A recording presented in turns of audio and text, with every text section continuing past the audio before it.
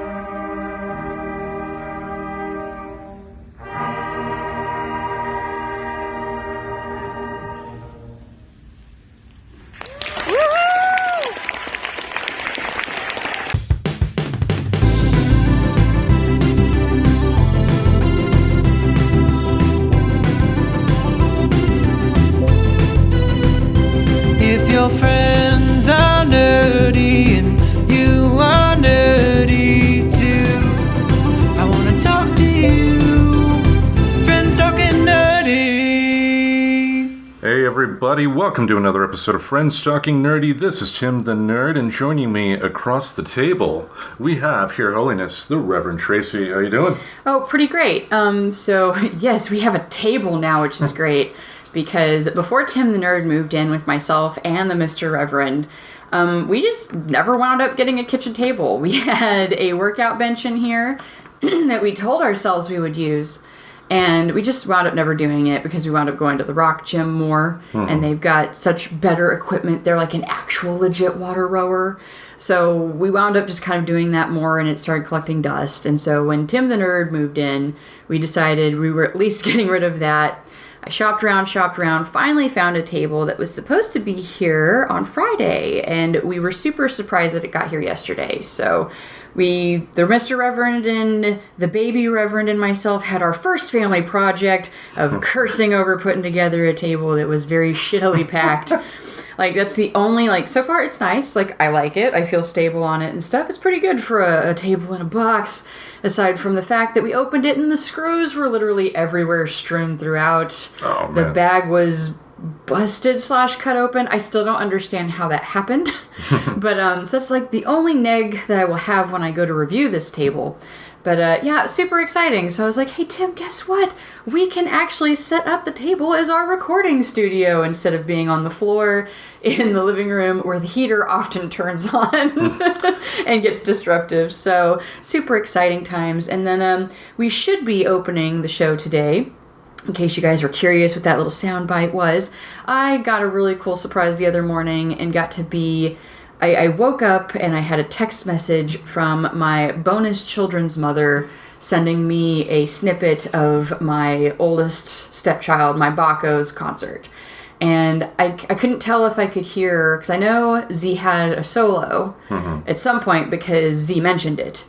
But I couldn't quite find that point, but I know I remember my first solo. I didn't play it as loud as I should have because I got really nervous. So that may or may not have happened. But either way, that is my oldest step kiddo's concert. I hope you guys enjoyed it. I know it filled me with a lot of joy being able to listen to that. So I figured we can open the show as we sometimes like to do as humans, is show that we are real life people that have real life experiences. Yes, and not misanthropic recluses. But that you should have just said the good part is here. You know? Yeah. But yeah, it's another week for me. Slowly getting acclimated to the physical demands of my new job. I think my feet right now are what's taking it the worst. I mean, I blisters all over. I had a blister the size of a quarter. So that was fun.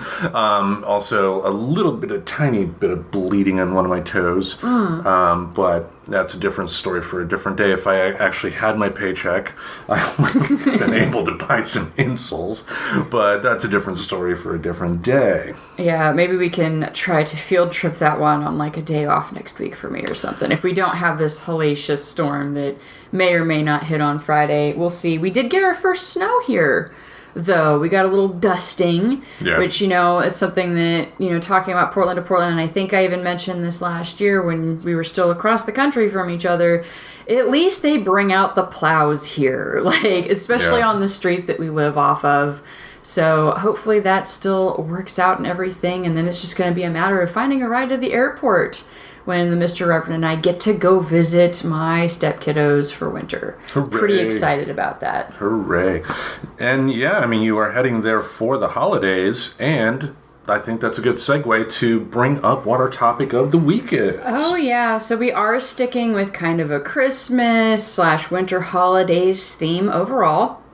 And I thought it wouldn't do justice to the fact that we did get recognized as being a top mental health podcast without talking about a major elephant in the room this time of year, which is mental wellness during these family holiday seasons, because I know there's probably a lot of meme sharing that goes around, or at least I see them, where it says, you have to keep in mind, this is not a happy time of year for everybody. I guess I could say trigger warning, suicide rates tend to go up this time of year for a reason. It can be very hard, especially when you get into it's getting colder, it's getting darker. So I know something that affected mine and the Mr. Reverend's health last year was we lost our normal outdoor activities, very abruptly, because, we have the time change here, and then suddenly it's dark so much earlier, so we weren't going out, and we really felt it take a hit. So we had to find ways. That's how we got into cross-country skiing, because we needed to get outside. It was so important for us. So I think it is a good thing to talk about, and it definitely does our listeners justice, especially those of you that do like to come here for the ongoing open conversation that we tend to have just about mental health in the background of pretty much all of our topics. I feel like we mention it quite a bit that we care about this. So I wanted to do a really focused, let's talk about all I want for Christmas is mental wellness, is kind of the joke theme. That's what I topicked all of the notes for today. So we wanted to talk a little bit about that today. Yeah, and it's definitely important to talk about because I can tell you from experience how easy it is not to, how easy it is to hole yourself away and be the misanthropic recluse type, and, sometimes you do have to be vulnerable to be able to talk about this stuff, but for our friends, all of you listening out there, you're all our friends, we feel it's important to once again bring this up so we can normalize it more than anything. Right, because it's hard, because even when you are a friend and you're seeing somebody recluse or like maybe doing some things like that, like it's hard to bring up because we don't live in a culture where, what's the best way to put it? I don't want to call it corrective statements, but like trying to point out where you see some things that your friend might be doing that's self-damaging. Like, we don't live in a culture that's open to that. Okay. Right? We live in a culture where people tend to take it very defensively. And that's something that I really wish would change. I can't control other people. Part of my mental wellness is healing. And part of that healing was really accepting that I can't control other people. I can just control myself and me reframing things.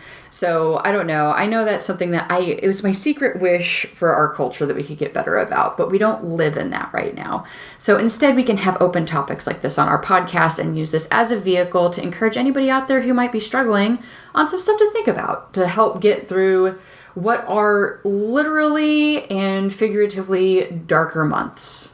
Indeed. And you did some wonderful research this week. Tell folks some of the places you went to get the info. A big shocker. A lot of Psychology Today came up when I looked into this because I do like to make sure I'm sharing quality stuff that has been vetted. I know I've nerded out about this before. I really respect Psychology Today because they do typically not only take their source for articles from vetted psychologists, they do also have psychologists on their staff of a varying experience and background that will then go and read. Some of these can even be approved by multiples on their staff.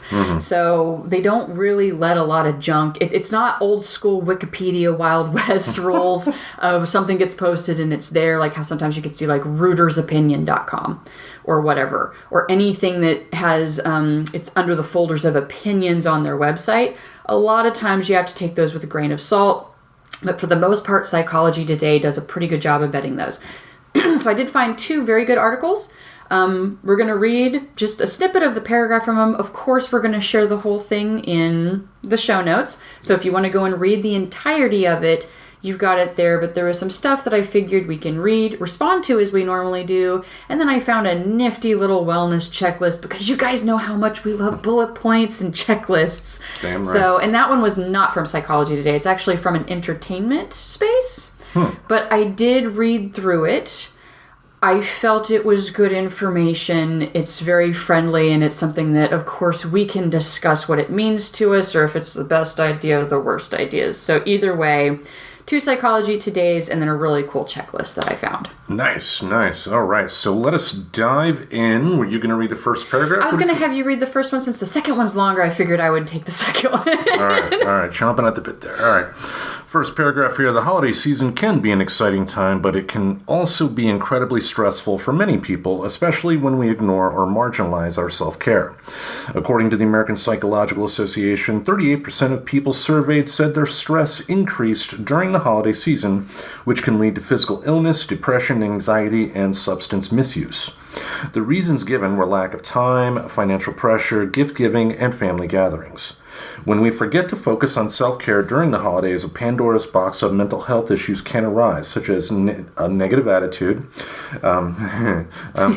physical exhaustion, resentment among family members, and physical symptoms of burnout. In another survey by the National Alliance on Mental Health, 68% of survey participants felt financially strained, 66% experienced loneliness, and 63% felt an overwhelming sense of pressure. self-care can help mitigate most of these problematic issues. And you're correct. I mean, as you said when we opened up, when it comes to mental health in our culture, it is not really encouraged. And Right. a lot of times, when it comes to the holidays and stuff, especially parents, you're going to be in that boat here soon in a few months' time. In terms of the day-to-day stuff, you have the stepkids, of course, you know what I mean. But the financial pressure of trying to buy the gifts for your kids, because even though a parent may not necessarily be able to buy all the bells and whistles that their kids want, they still want to be able to provide something, and that takes a lot of stress there. And then which means that stress can lead to issues at work, and then take work. I mean, a lot of people are employed in the retail industry. Yep. And I've been through many holiday seasons in retail, and can tell you how stressful it can be dealing with people that wait till the last minute to buy something, but the store is at fault for not having the item there. Oh yeah, and this doesn't even really begin to touch on the fact, like, this is just taking a survey of people. This doesn't even cover the fact that if you already struggle with any of these things, it's going to exacerbate it. It's going to make it worse. Take the financial strain, for example. A very common coping mechanism that is more than encouraged by our marketing capitalistic society that we live in is buying things to feel better. Amazon has made that easier. There are separate studies about how much Amazon has enabled that I'm going to mash the pleasure button by buying this shit. How much stuff Wish, right? Because Wish is easy. Oh, it's only $1 or $2. Like, shipping's $4, but it's still only $5 then. It's enabled that. And so when you underline that with all of the marketing that goes on, which we've talked about, TV is programming, and what's going on right now? All of the commercials of the shit you should be buying for your friends and family. Because you need it. You need it. Because you desperately need it. Yep, you need to show them your love this season. So, that's going to really exaggerate and make that so much worse, especially if you are a person who already participated in unnecessary and an overwhelming amount of spending to help compensate for anything that, where that money, IMHO, should be possibly put towards therapy instead of the Amazon therapy, the retail therapy that we so playfully and casually call it in our culture. So that's just one example. I don't think I need to go into, if you already have depression, the depression and burnout's going to be exacerbated, especially if you're feeling that financial strain. Yeah. And also, just to kind of make a point here, it talks about family strain. I personally, this is another humble opinion, feel it's always worse right after an election like we just had.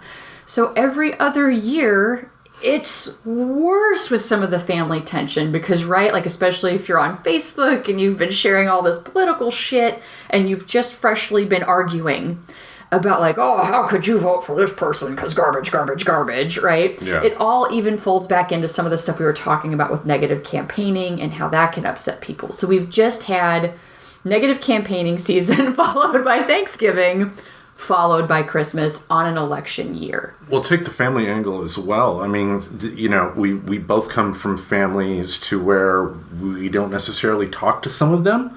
And there are, family dynamics involved too, to where you will have, like family members try and, guilt you into mingling with people that you don't necessarily want to be around anymore. Yeah, exactly. And that's where it's like, again, it can get exacerbated, which is what the next article does kind of touch on. So I'll go ahead and read into that one.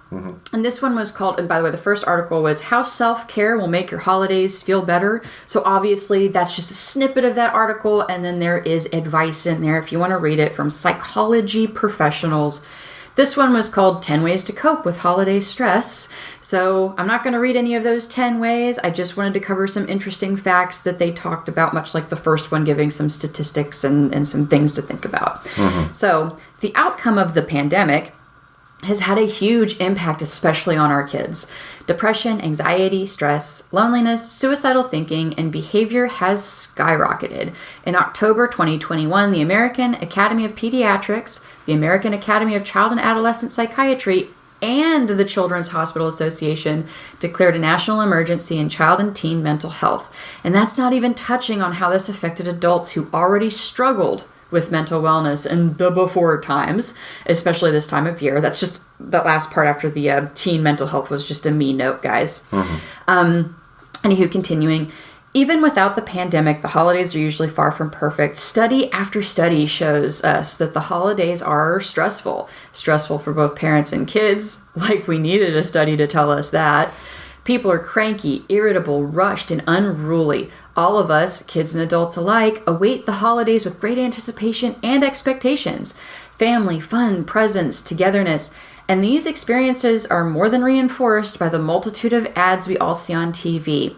Yet, for most of us, there are immeasurable stresses. People with psychiatric disorders often have an even harder time. Depression and substance use challenges worsen, sorry about stumbling through that one, and suicide attempts appear to increase. And this is without the escalation in mental health care challenges we've seen due to the pandemic. Don't misunderstand, the holidays are also wonderful, but we'd be fooling ourselves if we ignored the misery that the holidays can potentially engender. And so that kind of goes on to stuff that we even touched on just a minute ago, right? Like, the fact of the matter is, if you are a human, and this by no means ever comes from a place of judgment, especially from me, because I have been the type that used to lock myself in my room and drink a whole bottle of wine every night. I still am. I had a roommate intervention at one point, and that's like probably one of the one of those things that really started to wake me up that I need to work on things, because they more or less said like, Tracy, we're not going to tell you not to drink, but can you do it in the living room because we get scared? And the fact that, like I brought up earlier, we don't live in a culture that's good at those conversations, it really spoke volumes to me that they staged a fucking intervention. Now, they didn't have a whole bunch of people over. It was just me and my 2 roommates at the time, but that was the deal. They wanted me to either have my door open or drink in the living room. They didn't say stop drinking, it's not healthy. It was just, but this is college, so it kind of made sense that they weren't going to tell me to stop drinking. But, it's like, stop eating. Yeah. So, I've been one of those people, and that was during the winter times. I wasn't taking it well. It was kind of one of those years that it'd been like a year or 2 that I hadn't gone back, quote unquote, home for the holidays, because I was really starting to put together that I felt emotionally homeless. I didn't really feel like I was going home. I felt like I was going on an obligatory visit.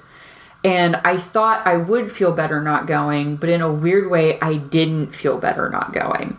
Because I now, as a person who has unpacked that and recently thought about it, I didn't give myself any replacement behavior. So what I did is it turned into drinking alone in my room, which is also not healthy. Both are unhealthy. I want to recognize, I don't believe you should force yourself to go and be around a bunch of people, especially if you are in a situation like me and many others out there that just don't feel like your family is your family. I don't think it's healthy to force that either, but in hindsight, it also wasn't healthy for me to shut in my room and drink every night. Yeah. I mean, with the family situation, yeah, I mean, sometimes you're not always going to get along. What we're not saying is, ditch your family at the slightest provocation or something like that. No. But there are problematic people. I mean, there's a reason I don't talk to my dad anymore. Yeah. And you've mentioned your issue with your biological parents. Right. Trying for years and being met with nothing is also a very valid reason to give up. It's fine. It's in a way, it has been so much better for my mental health just to stop trying. They know the door's open. They know they can reach out to me if they want to. I didn't want to do I'm going to have a fit and tell you to go fuck yourself and never talk to me again. Even when I do eventually, because when I become officially adopted, I've already decided I'm going to let them know. But in that letter, I am going to also let them know, if you want to try to establish communication, it's fine. Don't go through my brother. But, understand this is going to be a difficult conversation when you do reach out. And I think that is totally fair to do that for anybody else kind of navigating that stuff currently. I guess I feel open talking about it because it is something I've given a lot of thought to, because I have already written the first draft of the go fuck yourself letter that I know I talked to Tim about it, that I call therapy writing. I've got a whole folder in my Google Drive of stuff that may never, ever go out to somebody. But, I did do that first draft, and it was very much a go fuck yourself message. And then the more I've thought about it, the more I'm like, that's not what I want to send. Yeah, you had me proofread. Yeah, I did. Like, you were very aware of what that letter says. I had you read it. I read it to my adoptive mom and dad. And it just led to, it was so sweet. My dad was in the back seat, and all he did was, like, put his hand on my shoulder and just kind of touch my shoulder. He's like, I'm so sorry you deal with those people. And I'm like, well, but I don't anymore. Like, that was kind of the freeing decision I had made at one point, is that I don't have to actively engage with them anymore. Indeed. Now, one of the benefits of my current employer is that while I'm on the job, I can actually listen to music or the news. So I had the news playing on Sirius XM, and they actually touched a little bit upon this. Oh, nice. Yeah, they actually had a doctor that was being interviewed talking about children. During the pandemic, there have been studies on their brains, and like certain parts of their brains have been affected. And like, we're not going to know for years how the pandemic has really affected people. And yeah, just stress is one of those big things that can affect brain chemistry. And once that's affected, you know, everything else can flush down the toilet really fast. It literally can change gray matter. And that's just what it does. That's how it's like, if you've ever done any reading into complex PTSD, CPTSD, which is, I don't have it diagnosed on paper yet because it's still something that the psychological community is a little bit hesitant about. But the more I've read about it, the more I'm like, that fits the bill. You know what I mean? Like, I don't necessarily need a doctor to tell me I've broken my arm if it's like backwards and I know what happened to it. You know what I mean? I think I sent you a video, a TikTok video about CTPSD, and I thought they had comparative brain scans. Yeah. I haven't done that yet, I guess, is the caveat there. And I know unfortunately where I'm at in Maine right now, when I did start seeing my doctor about prenatal visits, because they do ask you questions like that because they want to know, like, I am more likely to have postpartum depression because of my prior diagnosis of depression and PTSD. But, you know, the more time that goes by that I've learned, I realized PTSD doesn't really exactly fit because it was thing after thing, and it was over a lot of my formative years of adolescence. Yeah. So I'm hoping one day I can get that done. But something that they had brought up to me was very much put the hand on the table and let me know, like, well, you may have a hard time finding that type of provider here because they're very short-staffed on that in the area. So it's a very unfortunate thing. I don't know when or if I'll be able to get, like, the whole brain scan part, but it has made me want to look into it after the holidays. Because I've just had a lot of travel and a lot of stuff going on, so it didn't feel like it was a right time. I didn't feel like I was at a crisis point. Like, right? Like, there's times where you really do need to prioritize talking to a mental health professional. This isn't that for me. Like, I feel like I manage it versus struggling with it. I used to struggle, but I got past that. Like, if you want, you can go back and listen to the episode we did on suicide, which does have a trigger warning at the front of it, because we have a very open conversation about that. Obviously, I struggled, guys. Like, you don't get to that point and not be literally struggling with it. But I do feel like I manage it now. So now it's really more of I want it on paper so that as they do more trials with certain things, like, hey, apparently magic mushrooms can help rewire your brain, like physically, like some of those physical changes we just talked about, it can help. So if I want to be able to get into any of those experiences or experiments, especially after the baby Reverend is born, like, obviously I'm not going to trip on shrooms while I'm pregnant or breastfeeding, right? Like, I'm going to take a pass on that one. Right now I'm more focused on learning about the epigenetics and things I can do, because there are studies that have proven that I can potentially pass my cortisol imbalances to my child because they're in my body. So, for example, when I was there with the Mr. Reverend's family, the Mr. Reverend wanted to go to church with his mother. And I respected that. And I love that she's the type of human. Nobody pressured me to go. She understands I have a religious trauma background. So what was nice about that is I just said, can I have a bath day? Like, can I just have some quiet time in a warm bath? So it sounds like we're going to have kind of a busy time with, like, the people coming over that I don't know, and I know how I am with people. I put on a very brave face, guys, but I do have some awkwardness when it comes to humans I don't know. And, the Mr. Reverend's mom, I've talked to her for years, but I knew I was going to be interacting with people I didn't know. And I did not want to then go to a church where I could potentially be triggered, spike my cortisol, which then spikes it in the fetus that's in me. Yeah. So I told her, I was like, hey, like maybe after the baby Reverend's born and we come back, I would love to try to go to your church. It sounds like it's full of very lovely people.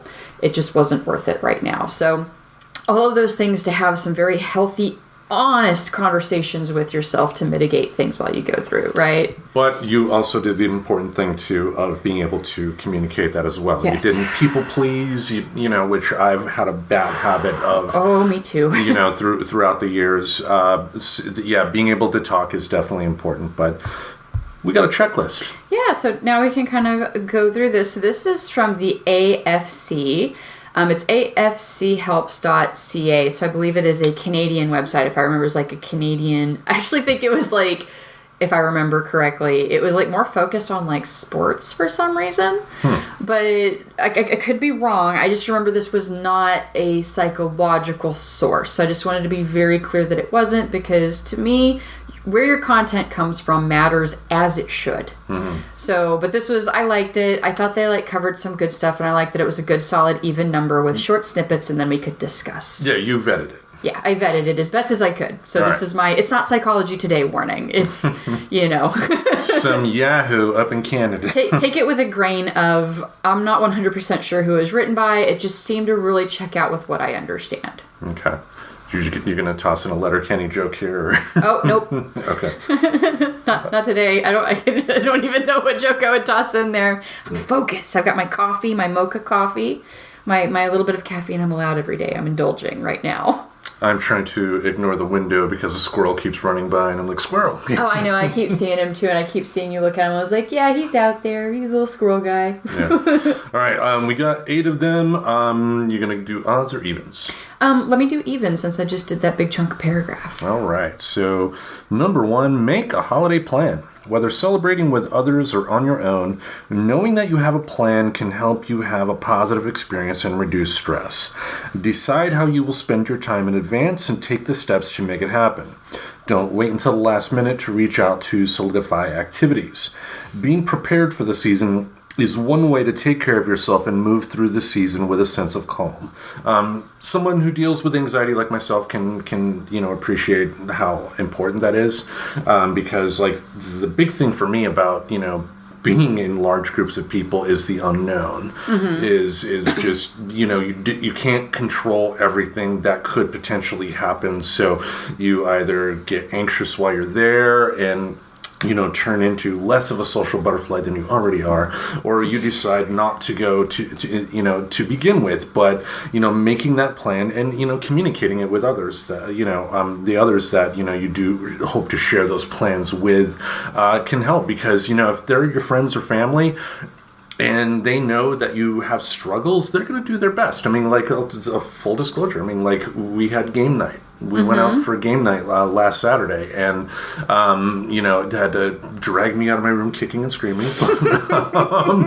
But we went to there's a local hall here in Portland, Maine that we went to, played a Star Wars card game with a nice gentleman by the name of Terry, and it was a really wonderful time. And it was a situation where I was glad where I was able to go out, but it was because I'd had those communications with you that, hey, kind of depressed right now, and blah blah blah. And then knowing that I've got this relationship with Tim, had said, hey, like, I know the instinct is to like curl up, but you should try to challenge that, because if you don't want to be stuck in it, and if you know that that's bad for you, you got to find those ways to at least get your toe in the cold pool. You know what I mean? And so it was like, it's like, because I remember your first question was, how many people are there? And that's valid. Like, it's totally valid. And then I had kind of mentioned, like, but it's broken down into tables. So, like, it turned out being 3 of us playing a game. He was a very nice fellow. Yeah. And it was really kind of funny, because then we kept, like, fucking up and accidentally showing everybody our cards. But fortunately, he was a very good-spirited dude. He had kids, which I honestly think helps, because he mentioned playing the game with kids, and you have to kind of have that attitude where you're not like out for blood and need to win. Because otherwise you're just going to discourage your kids from playing games. So That was a good one. When I think of making a holiday plan, it kind of takes me back to, I realized I was getting really depressed around Thanksgiving. Christmas didn't bug me as much for some reason, because I think I'd mentioned on the Santa episode was I already kind of didn't care about Christmas because, like, I knew I didn't want the big family gatherings because of my experience with my stepmonster's family. The stupid, there's the gift for Stacy, so we know that's for Tracy, of the grandfather, the step-grandfather that obviously didn't even care to know me, but got me the obligation gift. So in a way, I was kind of okay with letting go of that, and especially when I started becoming a Santa's helper, that gave me so much more joy.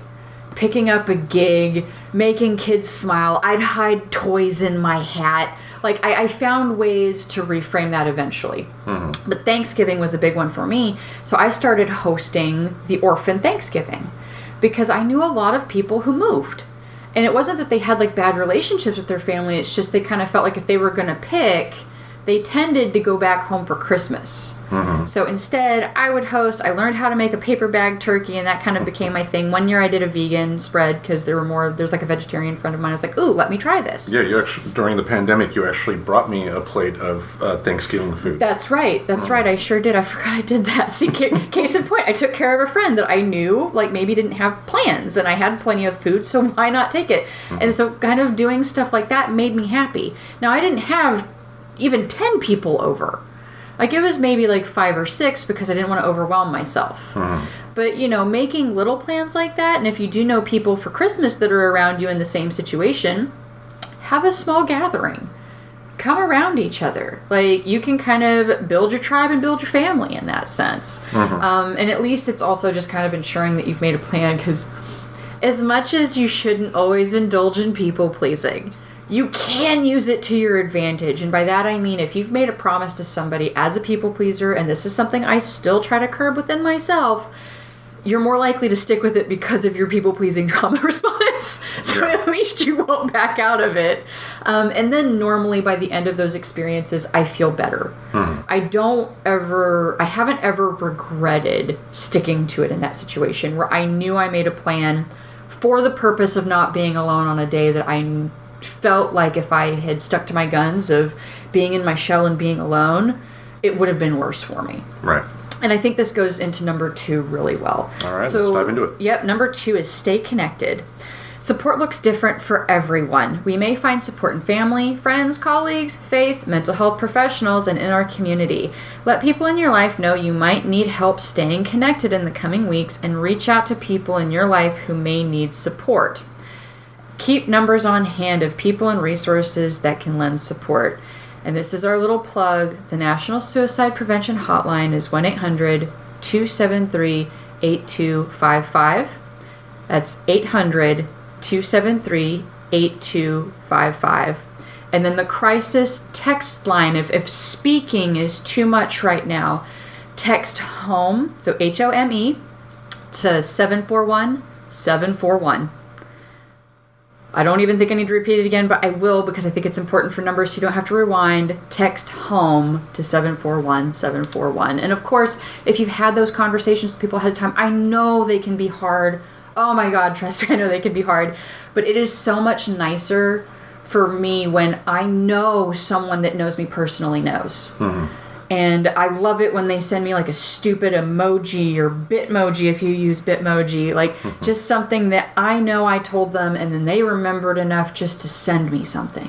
Yeah, we'll have the numbers in the show notes. Yeah, we'll have those there too. But please do save those, especially if you are somebody that struggles with these things outside of the holidays or is in the process of learning to manage them. Even if you've gotten better, especially if it's been recently, I'd say within the first year of getting management on your anxiety, depression, etc., I would still do these steps just in case you have, a remission or a regression because of the holidays exacerbating stress. Yeah. And like we mentioned too, being able to communicate, whether it be friends, family, or, if it comes to it, having to contact one of these lines, do it, because you're gonna find that you're not the only one dealing with this, and you will have that if the other person is actually listening, that perspective, I guess, that you need when you are in that rut.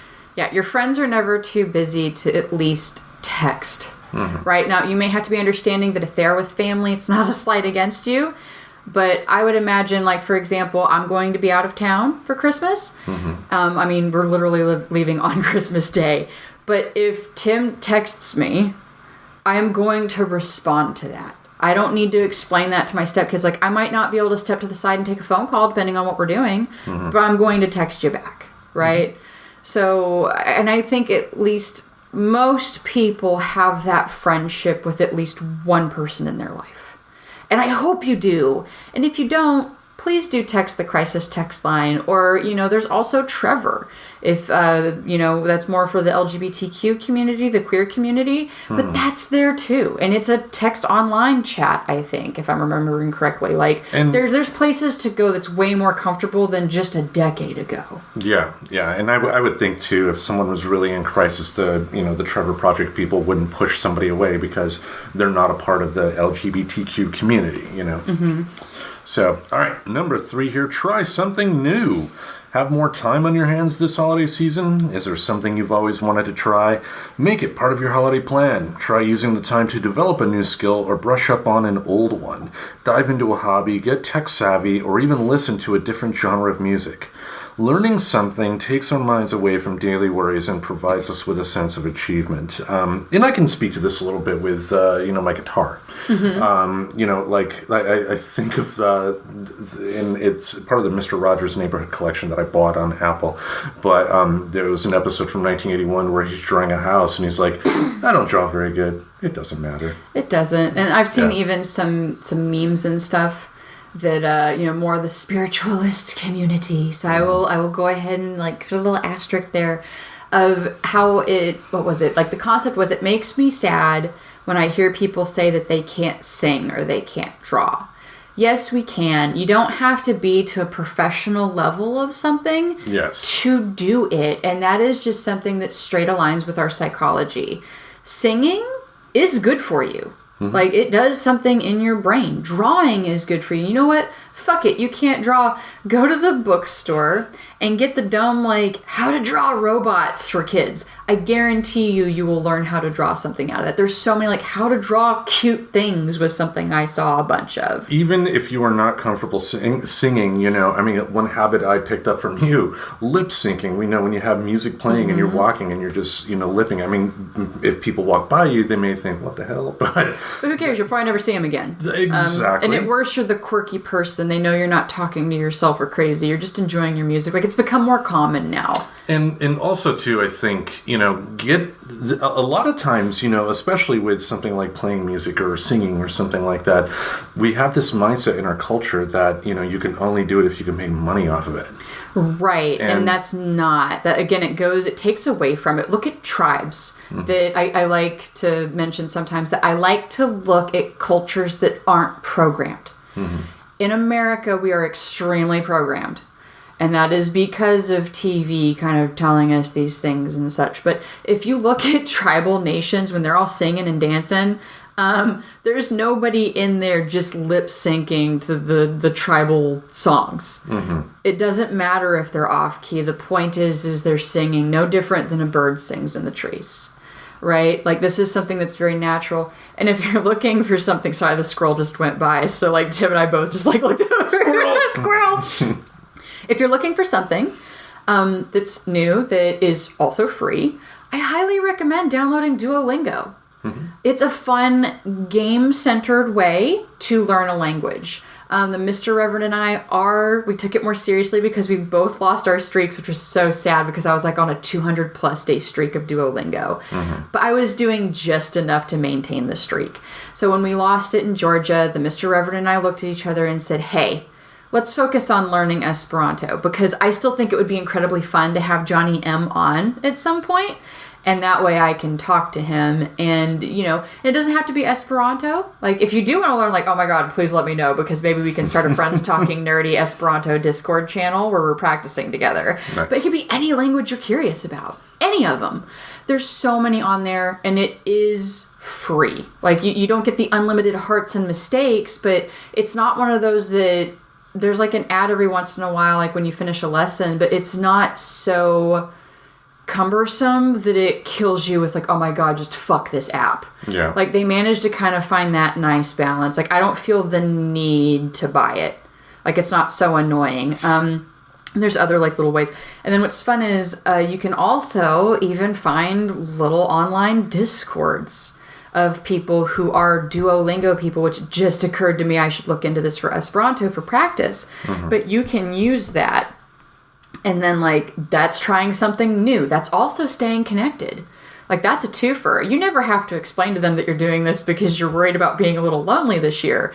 You could just go and build an online community, have that sense of connection, and plus you can kind of spark those things in your brain that's very similar to NRE.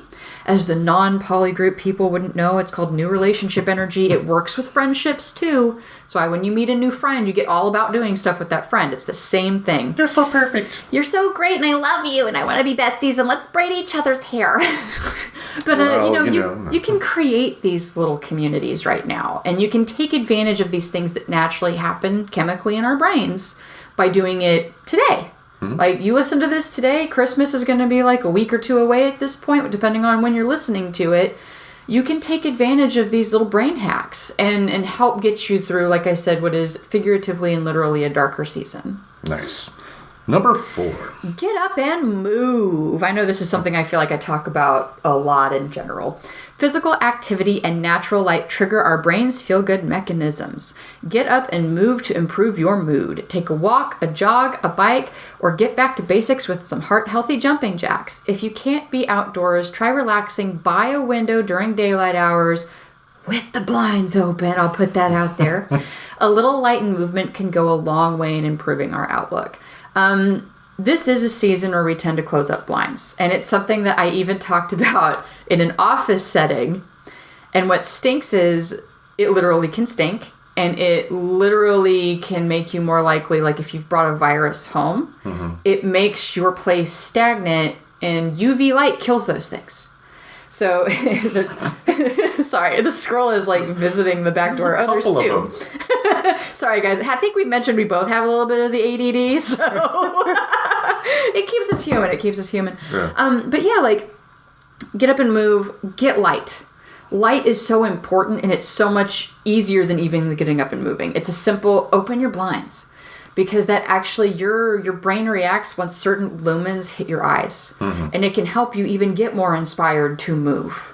Bundle up and go for a walk around the neighborhood. It doesn't have to be a jog. It doesn't have to be something crazy. Just getting outside does so much for your mental health. And if you think I'm full of shit, go Google it.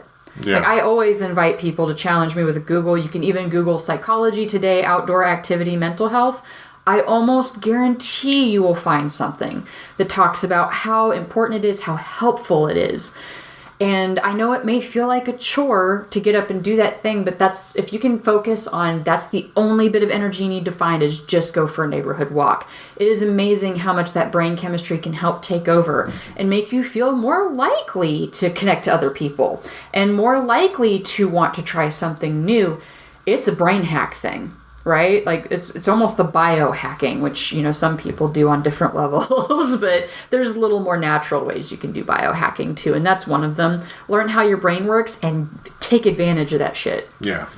And I can tell you from my experience, especially this past month with all of the walking I've done, in a way, I think it has helped me somewhat. I do work third shift, so in terms of getting sunlight, sometimes that can be an issue. Yeah. But even then with, like blinds open or something like that, one thing I've, become accustomed to is wearing a face mask when I sleep.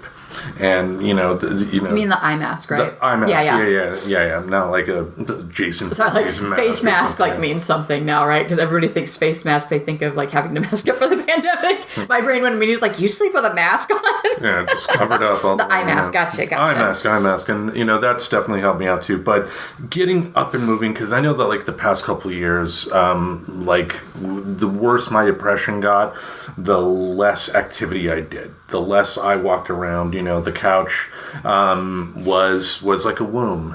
And that, you know, I don't, you know, it's great. I can get a laugh out of that. But, you know, that wasn't exactly healthy on my part. Yeah. You know. Deflection with humor counts as processing. Just gonna throw that out there. We're allowed to laugh at the things that we go like, you know, like me with the drinking wine. I was laughing at that when I was talking about a second ago. I was like, yeah, that's obviously not healthy. Like, maybe I should not be collecting the Cat Schwartz cat bottles and having like a pride of what color should I get this week to finish my collection. You weren't a Boone's Farm gal? Oh, no, not Boone's Farm. My Cat Schwartz, which is funny because I have one bottle because I thought the black cat was really cool. And I literally, because, you know, I'm a little bit more of a teetotaler now, I poured the wine into mason jars and gave it to somebody else because I wanted the bottle. Like, because I just think they're cool looking. Well, you didn't use it for cooking?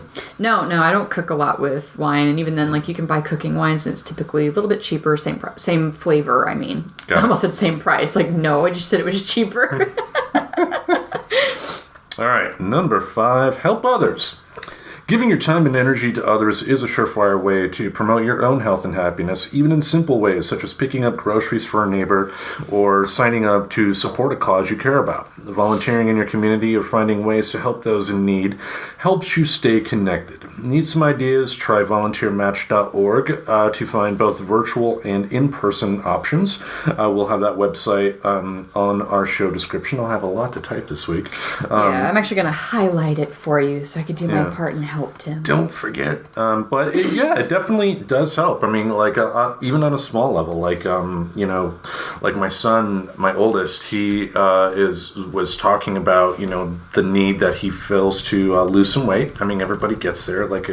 Like earlier this year, I think I was up to near 260s, and, you know, now I'm at about, last time I checked, about 235. So, you know, that is definitely good.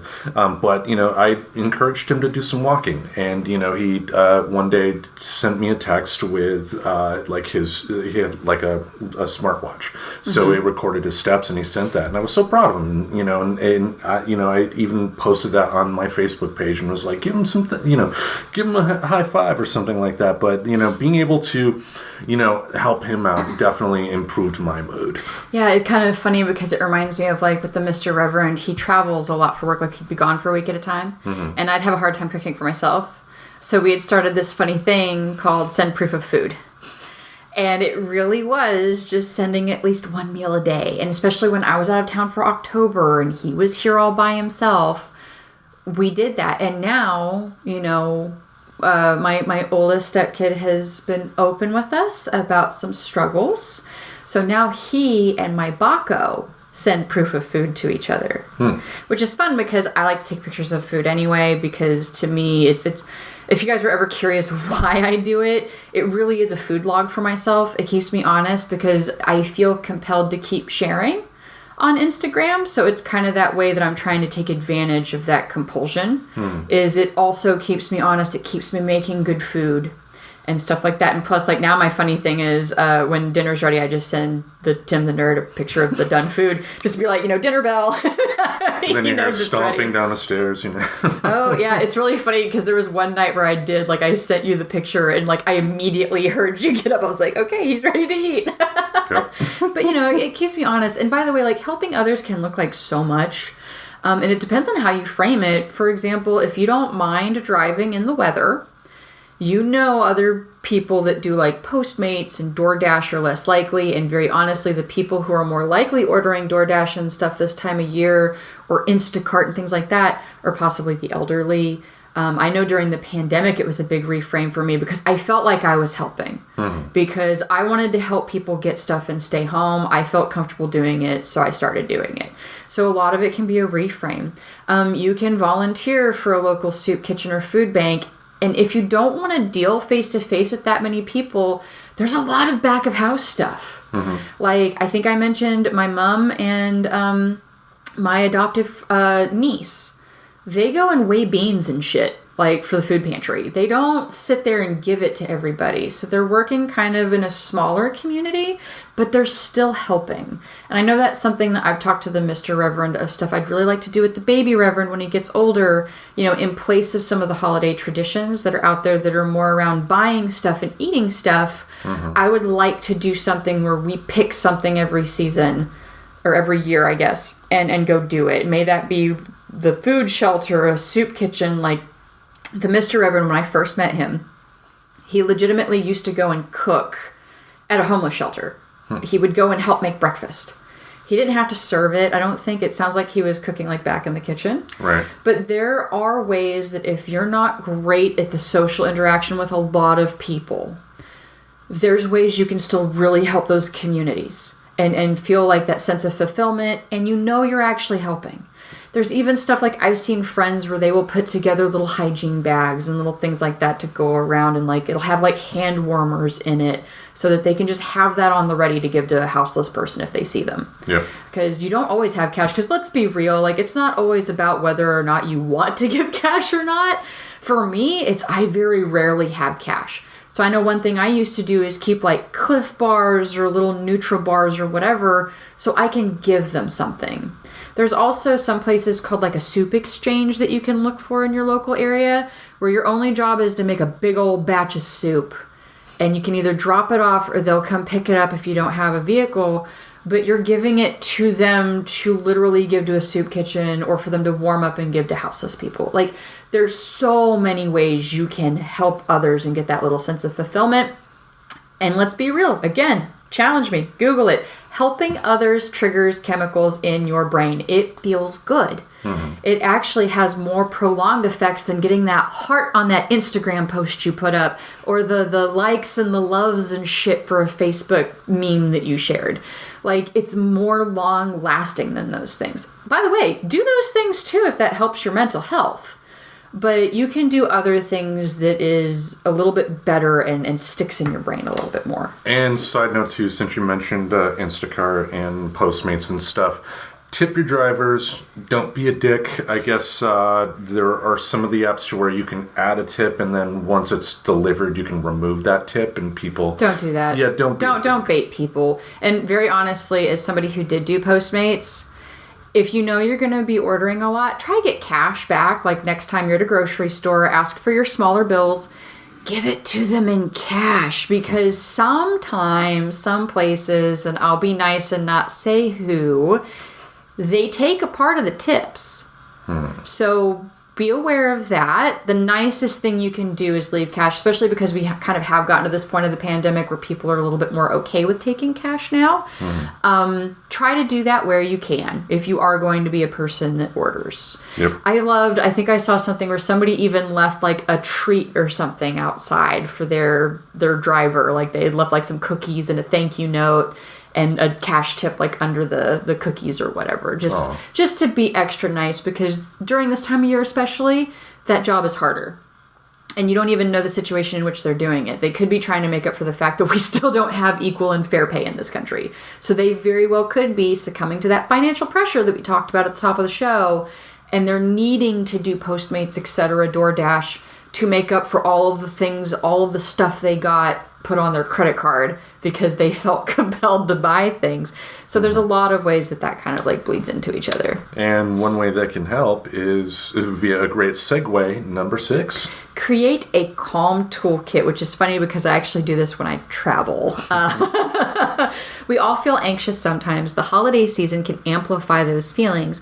Keep a list of activities that you find calming, such as music, walks, deep breathing, or visualize your happy place, and refer to it when you are feeling stressed or anxious. Knowing what calms you in a time of need can really make a difference. And I know for me, I mentioned traveling, and I think I've mentioned this before, there's a song that they did a study on that on a clinical and psychological level, they have tested it. It reduces anxiety and depression. It's raining blood from Slade. No. Weightless by something Macroni. If you Google song that reduces anxiety, I almost guarantee you'll bring it up. It's Weightless by something Macroni. I forget the name of the band. We actually talked about it before on an episode and created a playlist with it. I don't remember the specific episode, but there is a playlist out there. And actually, I will go ahead because I do have my Travel Calm playlist because I sat down one day because I know that I struggle sometimes with it. Mm-hmm. This is part of that management, is that you need to know what you struggle with. So because of that, I sat down and I made a whole playlist. I looked up a bunch of songs that showed to reduce anxiety, and it's called my Travel Chill List. So maybe I can even share that, because you can make those lists it's on Spotify, but maybe I can make a Reverend top 5, like how I do those little shareables sometimes. Nice. Maybe make that for you guys that are interested in using that tool. For me, it's also crocheting. And that's a big reason why with my bonus kids and my family, they know they are more likely to get something made by me than something I bought for them. Mm-hmm. Because it's a handcraft, and there's psychology to handcrafts too. So that fulfills two things. It's a calming meditative activity, but I also produce something at the end that I get to give to somebody. So it's playing with that brain hack, brain chemistry on two different levels.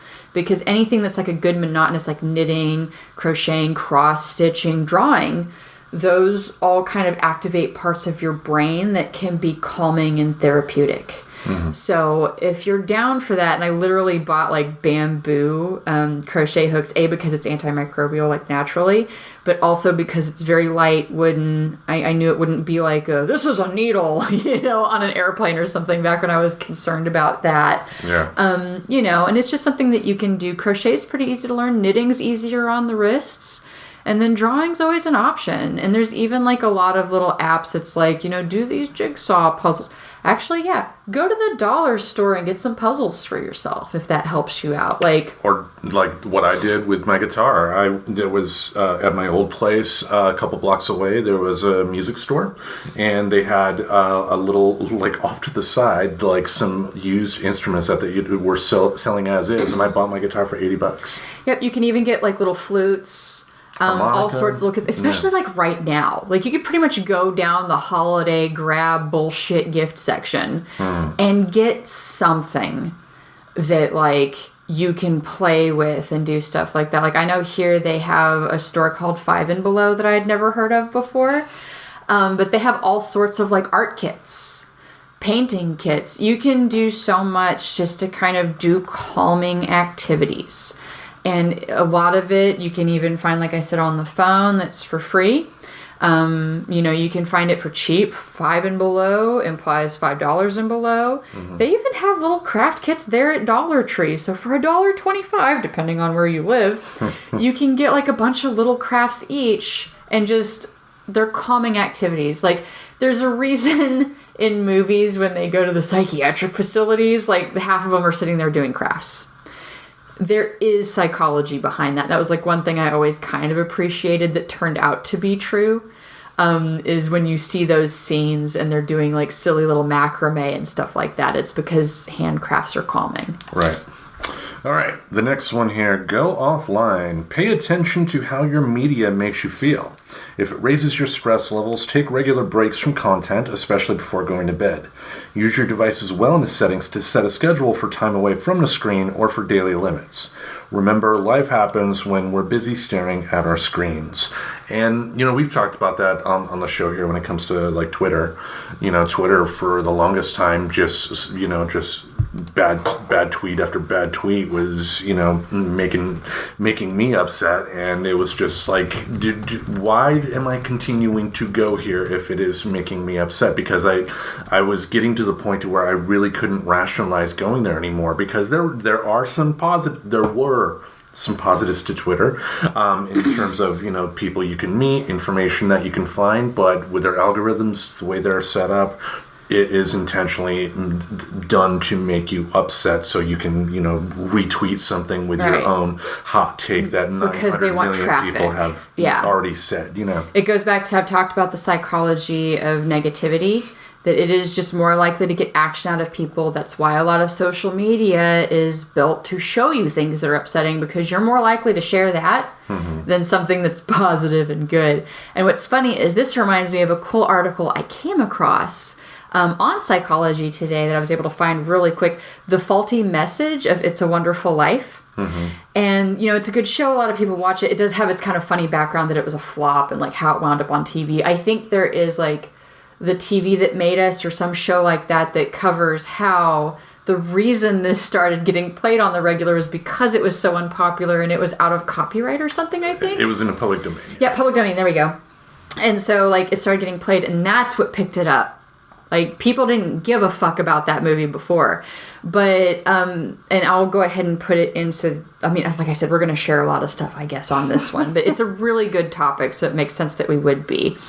But, yeah, Psychology Today talks about, like, the fact that the Potter's world is kind of winning right now. And it makes kind of alignment to, you know, we have the red light district or whatever was in the Potter's version. It's been a long time since I've seen A Wonderful Life, but I was like, oh, that's right, because he goes into the world as if he didn't exist. And the whole thing was him versus Potter trying to, like, basically make a monopoly or whatever. Yeah. And it talks about how entertainment can function as a way to alleviate stress and avoid reality, and brings up social media, overindulging in either constantly watching TV, playing games, like that we are kind of in that reality in a sense right now.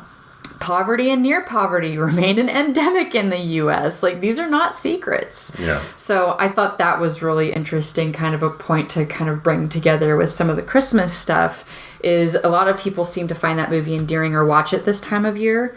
And it point blank talks about like, and we're doing it.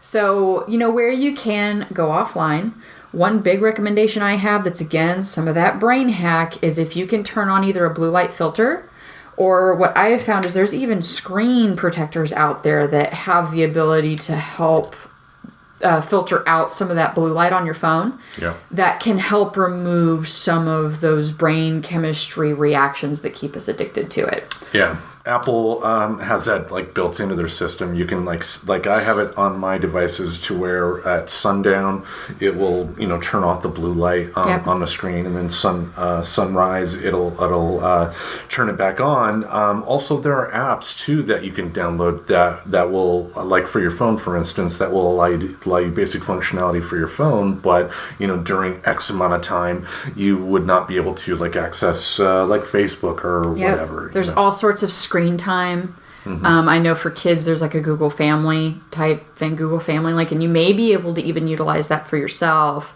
But if you need help monitoring it, just like with any other addiction, use tools out there. Because our social media, like game use, constantly watching screens, like it does react on the brain similarly to addiction. So you can use tools to help you out and keep yourself honest with that, right? And of course, it still allows you emergency functionality, so you can still text those friends, like, you know, if you need to. It's not talking about that.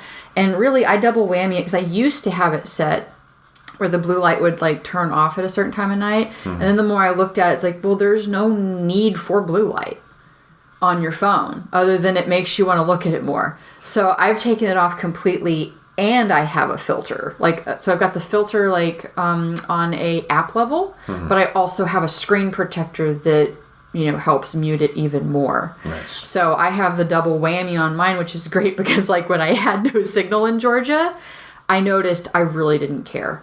Like, it was only frustrating when I would see that my step kiddo posted something, because that's a way we try to stay connected passively, is like through Snapchat. It's the only time it bothered me. But I know people who would literally, there was a hill that we could walk up and get like just enough signal to like get stuff. I know people who would probably have done that every hour. Oh, because, man. Right? Like, I feel like we all know, if we're honest with ourselves, if it's not ourselves, somebody that would have been totally willing to literally march up a hill every hour just to be able to check their social media. And I think that shows you might be addicted to it. So in a way, it was oddly refreshing to be in that situation, because I was like, okay, good. I really don't think I'm addicted to my phone, right? It reminds me of that Beavis and Butthead clip to where their TV, like Butthead turned the TV off, and then like they sat there for a second, and then Beavis is like, no, turn it back on, turn it back on. Yeah, right. And so the very last thing, and then we can wrap this up. Number 8, practice gratitude. Gratitude brings us happiness. Start with finding one thing that makes you smile, laugh, or feel good, and build it into a daily practice. When done consistently, this exercise helps the brain seek out positive thoughts and can reduce feelings of stress and depression. Whether it's making a list, exchanging gratitude texts or emails with friends or family, or simply letting somebody know they are important to you, it all contributes to a more positive frame of mind. Another free app out there, if you're interested, and it's cute and it's dumb. It's called Mood Potato, and it literally encourages you to like list 3 things of gratitude every day. So if you're looking for yet another free tool it's right on your stunt brain, that being your pocket computer, your cell phone, it's free through Android. I can't speak for Apple because I'm not a fruit phone person. I don't have anything right now. But Mood Potato is pretty great. And it actually was introduced to me by my oldest step kiddo, by my Baco. And yeah, it's kind of cute. You know, you start off like your morning with like, you can pick a mood. And yep, Tim's just pulled it up on his because he's a fruit person user. I am not. But it's a mood tracker too. So even if you're generally interested in tracking your mental wellness, so you can have those conversations if you do talk to a mental health provider or are considering talking to a mental health provider, it can work for that too. But it's cute, it's passive, it's not a lot of pressure, it's not so cold and sterile like some checklists can be sometimes for mental health. So it makes it just kind of a playful thing to interact with, and you can kind of like, you know, update your mood potato with how you're doing. So it's silly, but I really do like it. Well, and it's important too. I mean, because I found that it's something that people, like myself included, don't really do that often. You know, like I remember talking with a friend one time, my friend Lisa, and just, you know, she ended up thanking me for something. I thanked her right back, and it was just like we don't really say that much to each other, you know. Yeah. And with her, she and I have gotten to the point to where, you know, we do say that more often. But, you know, do it with your friends, do it with your family, you know, show some gratitude there, because at the end of the day, too, the way I think about it is I would rather build up the courage to say it, to show my gratitude for someone that I care about, than, you know, think that they just know and then get hit by a bus. Oh, right. You know. Exactly. I actually just recently did I typed it out and thought about it and sent it to my mother-in-law. Because she has been an extremely loving and giving person to me. She has accepted me for the mere fact that I exist in her son's life. From the beginning, virtually, never having met me face to face. She had no obligation to like have this relationship. Like, we used to talk every day, especially during the pandemic, because my schedule was a little bit more like every day during her lunch. It was 9 o'clock in the morning for me in Oregon. It was noon for her. So we just talk. If Jared was in a class, or I would just talk to her. And I told her, I was like, that's why I think when I came to visit you, I was very much probably like a broken record telling her, like, I'm here for you, because you gave me this emphasis, this feeling of feeling important, especially given my background where my family, like, I got a text on Thanksgiving from one of my bio parents. They don't call, they don't talk to me. There's no... And it was Merry Birthmas, Stacy. Probably. Happy Thanksgiving, Stacy. No, my bio mom doesn't actually call me Stacy, but you know, I mean, that's the best I've gotten. My experience is I might get a text. I don't get cards. I don't get that much interaction anymore. So to me, it was a very big deal to be taken in by somebody on that level, and I wanted her to know that. I also happen to know that sometimes, and I think this could honestly be true of most people, she struggles with her self-worth when it comes to other people. So not only did it feel good for me to say, hey, I appreciate you, because it felt amazing just to like be honest about that. I feel like it probably felt really good for her too, just to have somebody say like, hey, I want you to know that you made me feel awesome, and that's why I wanted to make sure you got attention. My love language, cooking. I wanted to cook for you. Like, that was the whole point. That's why I built a menu. I talked to you about it. I made sure it was stuff you're interested in trying. I mean, even Tim the Nerd can attest, like, I want feedback on cooking because if I'm going to cook for you, I want it to be stuff that you like. Right. So that's just how I am. That's one of those ways. And plus, like, I'm feeding them.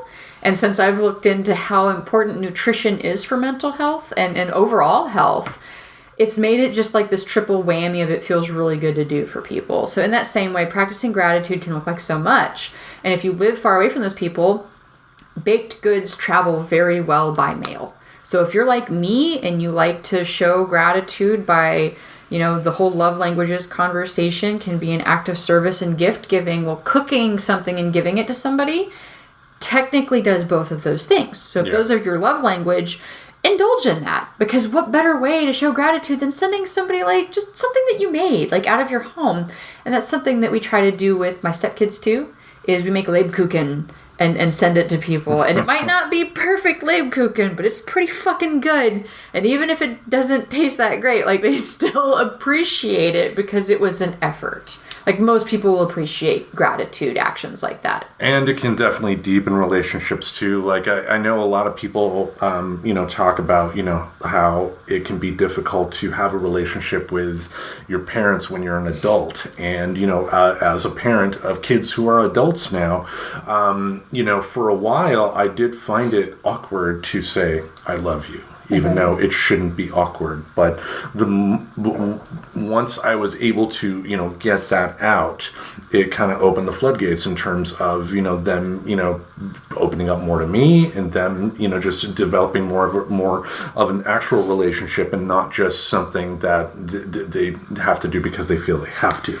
Yep. And I know we've kind of gotten to this age where we don't send cards. But let me tell you, my mother-in-law sent us a card, and that was part of why I think I had that urge to reach out to her. I love it. Like, even though it was just like the message was already pre-printed and it was just a, you know, love so-and-so. Like, there's something about taking that action, especially because it's not done as much as it used to be. Like, I think there was probably a time where getting a card in the mail was a lot like just getting the text that could have been a mass text to anybody. Right. But now that that's changed, you can totally pivot that and be that extra step of gratitude. Like, I keep stamps around. I don't send that much stuff.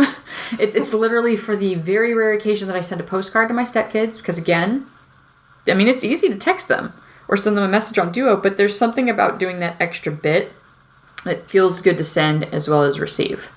And so, like, it was funny because I wanted to send that message that I had typed out over a card. But then I, like, didn't want it to be misconstrued by anybody else. Right. You know what I mean? Because, you know, there could be family drama. I know she is the type of person to, like, put up a card, like, on the fridge. And I didn't want it to be read by somebody and think that I didn't appreciate any of the time around other people there. But that message was just for her. So it's like, you know, that's where it's like, yeah, totally just sign your name at the bottom. Little P.S. I love you thing. It doesn't have to be this heart-bleeding thing, but just sending something is showing gratitude. If it's not a baked thing, it could be a card. Not a card, it could be like, hey, just thought you'd enjoy this $1.25 craft from the Dollar Tree. You know, it can look like a lot of stuff. Indeed, indeed. But I think that will bring us to the end of another wonderful episode. Hey-o.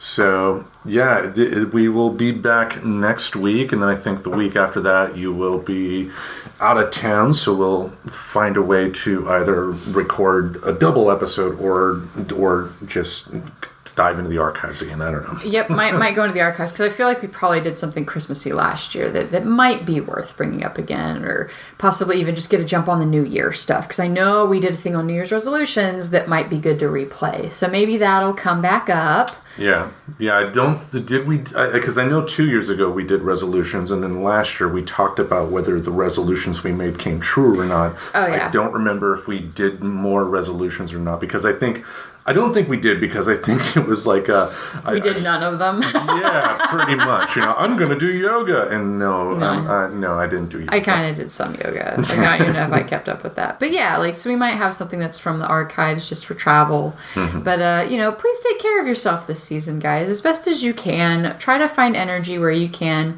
And, of course, my typical mental health caveat, if you can't find energy to do the least of these actions, please consider reaching out to somebody for help.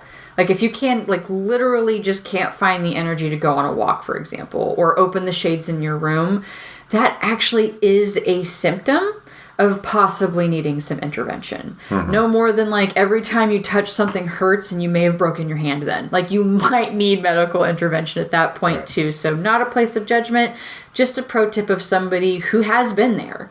That is a symptom of possibly needing some help. Yes, because we want you all here. We don't have a big audience, and if we even lose just one of you, that'd be a big hit. Way to make it like oddly selfish there at the end. know, right? It's like, you don't want to lose a listener. I don't want to lose anybody to anything. Like, I don't care if you stop listening to it. It's just, take care of yourself. Very Indeed. joking aside, take care of yourself as best as you can. Indeed. And like we mentioned before, the numbers to the suicide prevention hotline and stuff are going to be in our show notes if that is a tool that you feel you need this time of year. Yes, feel free to utilize. All right. And with that, another one's wrapped up. Each Saturday we'll have something in this podcast space to entertain your ear holes. Until we meet again, we bid you adieu. All I want for Christmas is my mental health. My mental health. My mental health. Subscribe to Friends Talking Nerdy on iTunes, the Google Play Music Store, as well as Spotify. Remember to support Friends Talking Nerdy on Patreon. Goodbye, darling.